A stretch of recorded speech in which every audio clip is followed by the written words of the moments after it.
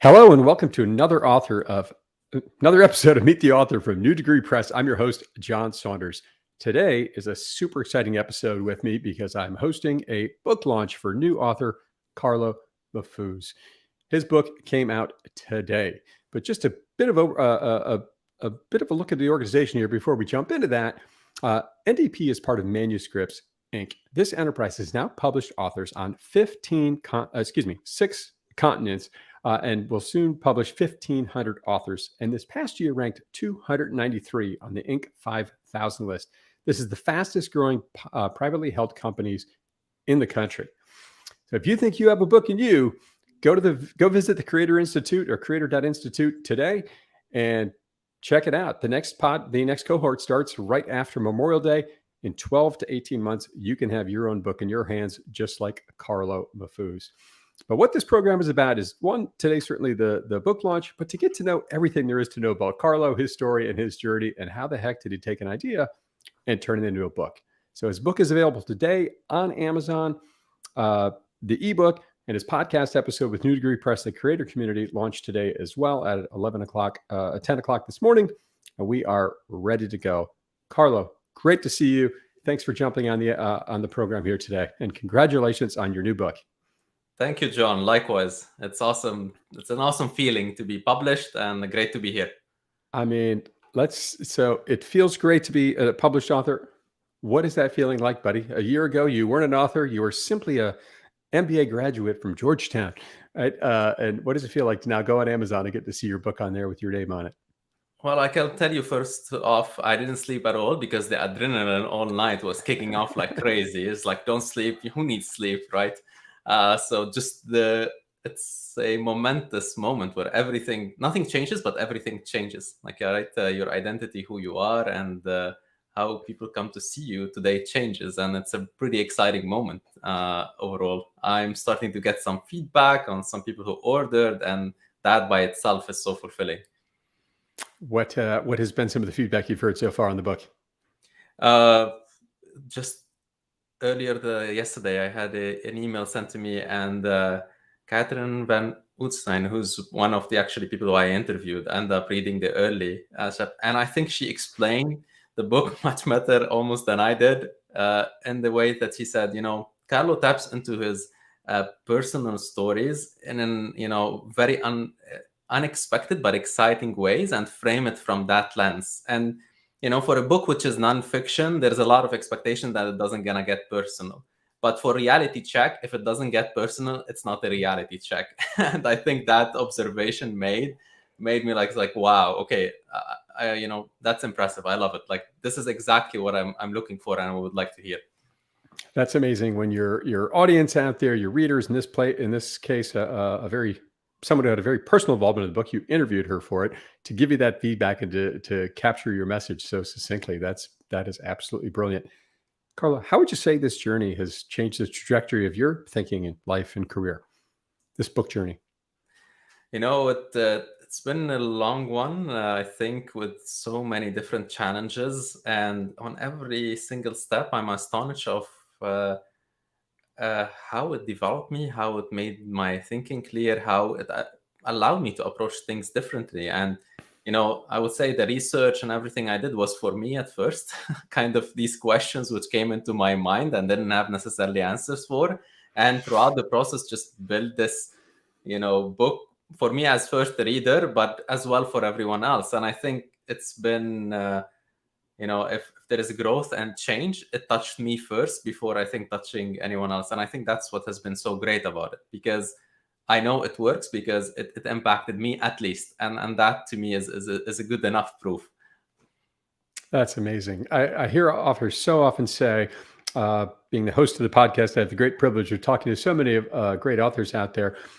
But I often hear them say, I was the first person who needed to read my book. And really, I wrote it for me first. And I'm just, amazed that so many other folks have learned and taken heart into my lessons. Is that what you're saying here? Absolutely. It's exactly that. And that by itself is so rewarding. When you think about this book and sort of the origin story of it, right? There was a a massive explosion in your home country, right? This kind of led you to this moment of reality check and the launch of your book. Can you tell us a little bit about that story? Sure. So, COVID kind of had the blanket of, seeing and everything happening. But in August 4, or I think last in 2020, God, time flies by so quickly. But that day was, pretty painful. And at the same time to what happened in the port of Beirut, where there was a massive explosion. And probably a bit of context, my family is in Lebanon. I immigrated to the States almost a decade ago, and I live here, but they live there. And, it was just a regular day, working day. I just had my regular scheduled meetings back to back as usual over Zoom since we were working from home. And then suddenly, like, a friend of mine texts me and he says, like, did you see this? And, first thing comes to mind, oh my God, like, is my family okay? And everything else just dissipates. Like, and that moment was a reality check to just see how easily and quickly sometimes your priorities shift in like a second. And as much as I was busy with stuff and like work and like life, none of that mattered. Like, right, everything dissipated, and the only thing which I could think of is my family okay? And thankfully everyone was okay, but a lot of people were impacted, and it was a really bad thing, which I think till today's country is still struggling with the ramifications of what happened. But that brought to center and to my mind again is like these instances, these moments have a certain level of clarity which is really exceptional, and not necessarily always easily. When you have it, it does not mean less distractions, but still clarity exists, and that is something I wanted to like really understand better. Your subtitle, In Pursuit of the Right Questions, how did that subtitle come to be? Is this part of the understanding you're talking about? Yeah, funny enough, the right question came from a call on with Georgetown. So I was taking a part of the lifelong learning. I had just finished MBA, and in the fall, I was writing the book, and I was doing the M&A course, which was offered. And I had one of the session, we had a guest speaker who came to speak on, and which was Suriha, VP of Strategy at Danaher. She's actually, I ended up interviewing her for the book as well. And Professor Comas at Well the done. time, yeah, he said, like, Suriha is really great at surfacing the right questions, like out of people. And I was like, right question, yes, like, right. It's just like, the light bulb just went on, and lo and behold, I end up interviewing her. She's in chapter 1. And we talk a lot about like the framing and how to get started, and how you set the intention of where you're going, and that's where the right questions kind of materialized even more to me and became like part of the subtitle. That's incredible. And what do you think? What did you learn about asking the right questions? Why is that a thing? Why is that important for us? I think it's really critical because if COVID has showed us anything in general, is that our priorities are not necessarily in the right place. And we are definitely solving problems in all industries, I would say. And technology has enabled us to go really fast. It enabled us to move as quickly as we want to, but not necessarily always, addressing the right problems. Like, not necessarily always to the what's highlighted. Like, as simple as, healthcare, I think it's still a huge mess. And suddenly education, things which are primary to all of us and doesn't exclude anyone, don't get the attention. And I think that stems not necessarily from not us solving problems, but not necessarily solving the right ones. And this is where the right questions come into play. What is what is a right problem you've solved since you've had this revelation through writing the book, through going Oh, through this process?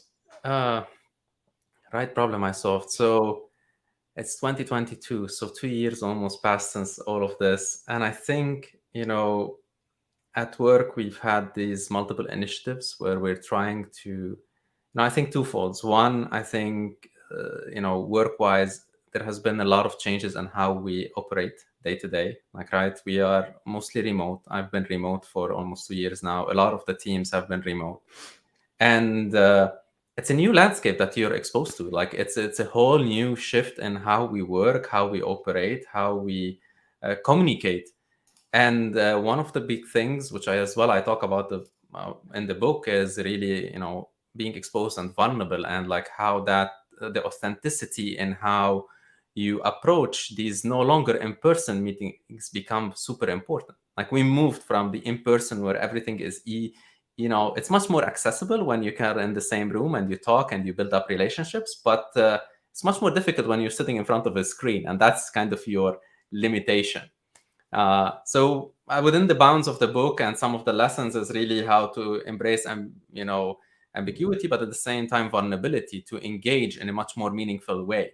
And I think there is so much it can help so much in this, and that's something which changed and helped me kind of navigate this landscape. And so this new way of embracing and engaging people, particularly in this virtual world, one of these lessons came from a creative course you took outside of work, was it not? Or did it Yes, not? it was. What course was that? Or what training was that? Was opera singing. Lo and behold, for an engineer, opera singing came into I started like almost 5 years, not necessarily relatively new. So, or I would say not early in life. I was quite late. I wasn't necessarily early for singing. I was just like trying to improve my speaking, public speaking. And then as I started doing it more and more, I think the first lesson was like such a freedom and revelation in how you express yourself that it was intoxicating. It was like a drug to some extent, and that really opened me up. You could imagine yourself like standing in someone's stranger and just like opening your voice, full voice, and like singing, and how vulnerable that moment it is, but at the same time how liberating. And so that kind of transformed who I am into something I really know nothing about. Like my musical background could be just few years before I started playing guitar.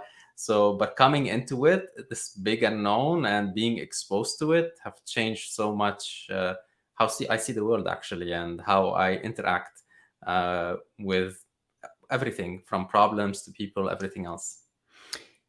Is it you think it's a confidence thing? What was the revelation from the opera singing? This vulnerability, did it breed confidence? What happened there?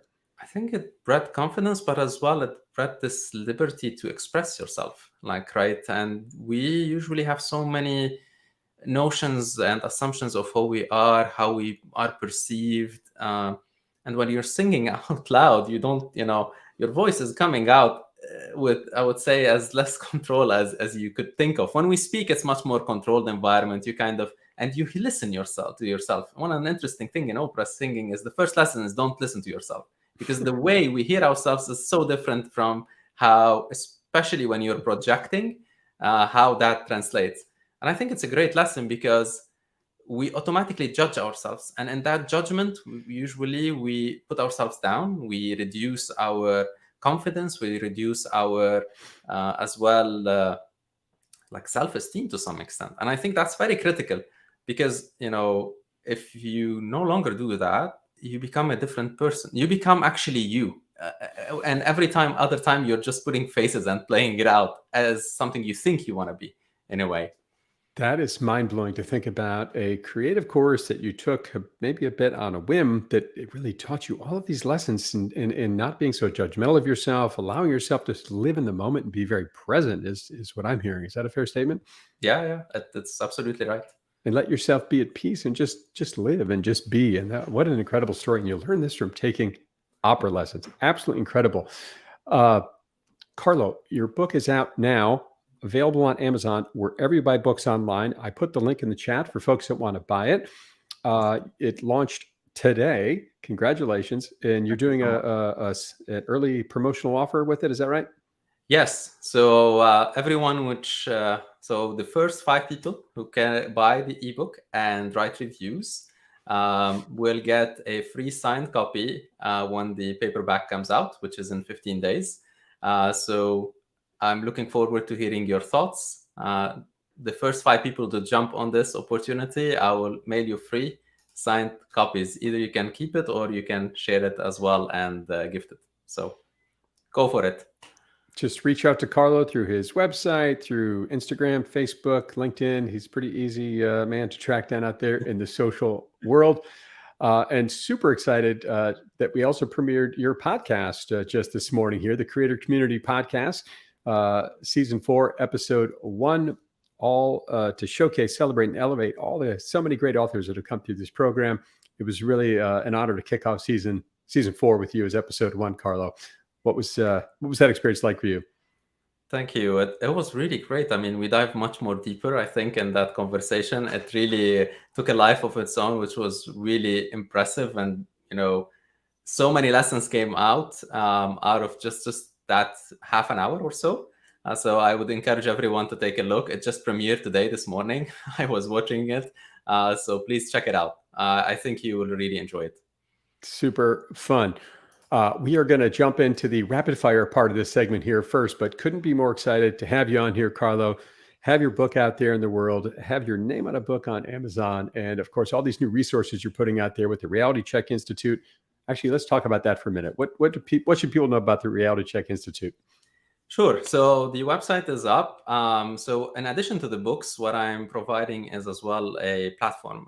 So as an engineer and a tech kind of leader, I thought it would be interesting to complement the book with multiple tools and resources. So that's exactly what you're going to get. So make sure to read the conclusion because most of it is mentioned there, or check out the website, realitycheck.institute. And on it, you're going to find all the book resources, all the workbooks, the playbooks, which are provided, and as well as a platform which can guide you through in an interactive way of all the tools which are presented, which you can leverage. So please check it out. I look forward to seeing your comments there, your feedback, and see how it works out for you. That is awesome. Super excited about the new journey ahead for you.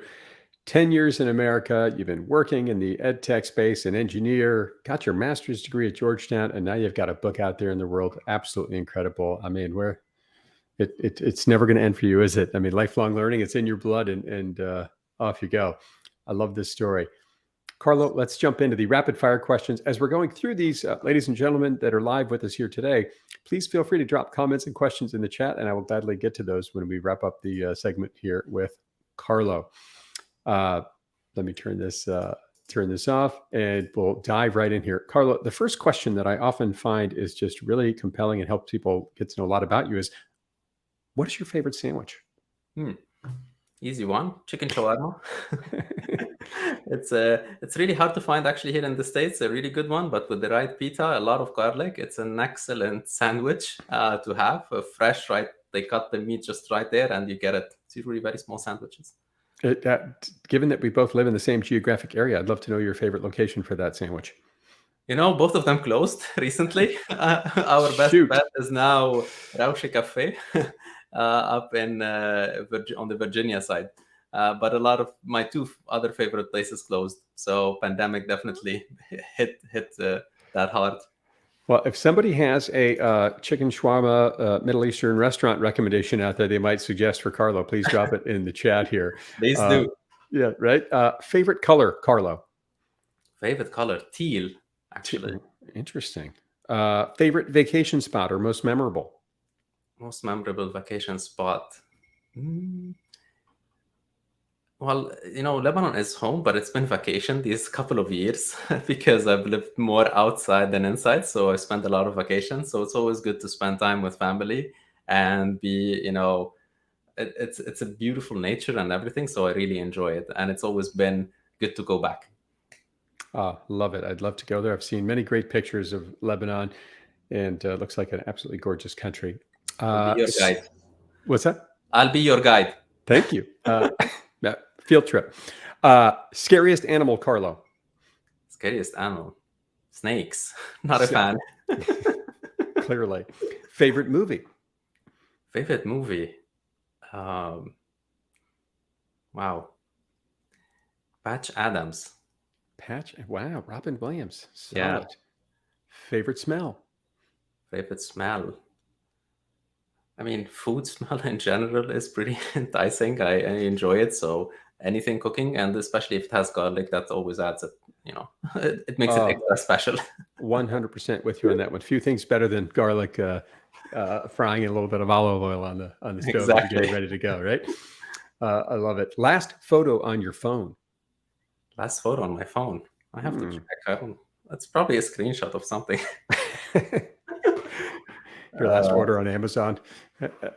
oh, it's actually the menu for the in-person event which I'm planning coming soon. The in-person book launch event. In-person book launch event, which I'm planning soon. I have the caterer send me the menu, and I'm checking off the list what I'm getting. And that is going to be Memorial Day weekend in the DC area. Is that right? Yes, but should be going out in next 2 days once I finalize the venue. That is outstanding. Now, this one's going to be a tricky one for you given your special training, but favorite song to sing with or without an audience? Oh, okay. I'm gonna say, because this is the only one to some extent I can sing it operatically, which is Dolente Immagini, and performed it a couple of times. Of course, I'm still a novice, but it's been really fun to engage in that I would say voice and use that voice, which is usually I don't use that often. So it's fun. That is awesome. We got a note here from, it looks like a friend, Yulia, is it? Yulia is my partner. Hey, Yulia. Oh, nice. Thanks for joining us. That is awesome. Best part about being an engineer? Best part, the architecting actually aspect. I love the kind of structuring and building models, and I think engineering mindset gives you this really kind of way of architect, for more or less terms, like, right, and I think you can leverage it across domains, whether in your personal life or whether outside of it. So it's really nice. It's something good to have. Structure, process thinking, which is so fascinating that you maybe why you appreciated this author coaching program, because it offered you, one, this creative element with telling stories and putting a book together, but also the structure to make it happen, right? Absolutely. Couldn't do it without it. Just to say that I think the creative process is pretty demanding by itself without the structure. And I'm working full time and everything, so this isn't, I didn't take time off for it. I think it's really a must. It doesn't work without it. And as we said earlier, the next cohort of the Creator Institute, creator.institute is the website if you want to go learn more, starts directly after Memorial Day. Still time to sign up and apply to the program. Most audacious goal for 2022, Carlo? Audacious goal, 1,000 books sold. I think that's very much doable. And it's you're going to be out there pounding the pavement, buddy, but on your way. I can't wait to see how today turns out for you. First day is always a lot of fun. Love it. Have you ever asked someone, you got to sign all these books for your pre-sale, right? You signed all the books for the people that bought the book in advance. Have you ever asked anyone for their autograph? What I would say, well, I would usually what I like is like the really honest, authentic, words, whatever comes to mind, and with no filters. And that's really what I like to hear and see written or being autographed. So whatever comes to mind, it could be one word, it could be just a drawing, whatever. That's exactly what I would ask for. Something that you connect with. Favorite praise quote for your book? The praise quotes, for those who might not know, the quotes on the back cover that people are nice enough to offer. Favorite praise quote. One of the quotes said, "I loved if I had this book 15 years ago." And I was like, oh my God, like, this is really cool. And it said as well that Carlo is a child of change, which absolutely is like straight truth in a way, and gave, it's hard to see yourself sometimes in the light of everything you've gone through, and the outside perspective always adds a different flavor. That is so cool and just so rewarding to wonder, because so many times as authors, we wonder, is anyone going to read this book? Is anyone going to care? Is anybody interested in my message? And so it's so validating to see those quotes, not only in the back of your book, but in reviews out there on Amazon and Barnes & Noble and wherever you buy books online. So if you haven't bought Carlo's book, go out and get it today and get a review out there on Amazon. It's really fun to see those out there, an incredibly rewarding moment for the authors. And as he said earlier, he's going to offer a free copy of his book to anyone who puts a review out there and sends him a screenshot of that. Carlo, a couple questions about the writing journey here, and we will wrap it up, buddy. Favorite writing location as you went through this journey as an author? favorite writing location, New York, actually, Central Park. Oh, I, nice. I was there a couple of times, and it's really interesting. I write very little, like just bullet points. It's not good for flashing out or anything, but for just like a stream of ideas, it's a really interesting location. You find inspiration being outdoors. Love Yes. it. Most unique or memorable moment of your writing journey? Wow. Unique moment. I think it was the day I decided to scratch and reorganize the whole book all the way in November. It was the book was a lot more chapters. Almost 3 weeks before I submitted, I redid a complete restructure and removed a lot of the chapters. That was quite the aha moment. Quite a reality check, wasn't it? Absolutely. That's amazing. Many times, I oftentimes hear authors say, my book journey was very nonlinear. I've heard that saying so many times. I realized that nonlinear is actually is linear It's because, linear. right? Because everyone has a nonlinear journey, and that's just it's right. It's a journey of learning and growing and reading and talking to people and researching and interviewing, and it's just incredible. And you never know what you might land on. It's like the biggest term paper you ever wrote, but in a positive way, because it's entirely yours, your story, your journey, and you get to shape it as such with guidance and coaching along the way. Carlo, what would you say to those considering writing a book today? Oh, definitely do it. Especially if you don't have the time to do it, do it. Like, because that's usually the excuse number one. And the second one is like, I don't have anything to write about. I think everyone has something to write about. Sometimes it's hard to say it. I give you that, but definitely have something to say. Such an important part of the journey. I think that's what holds people back. Do I have something to say? Is it meaningful? And that's what so much of the coaching and structure can do for you, is help unearth that idea, that big idea that you're really trying to wrestle with, and create a structure, a chapter, a process to get that story told. Last question here, Carlo. Describe your writing journey in 5 words. In 5 words. Wow, this is a tough one, John. I would Should we say, start with happy?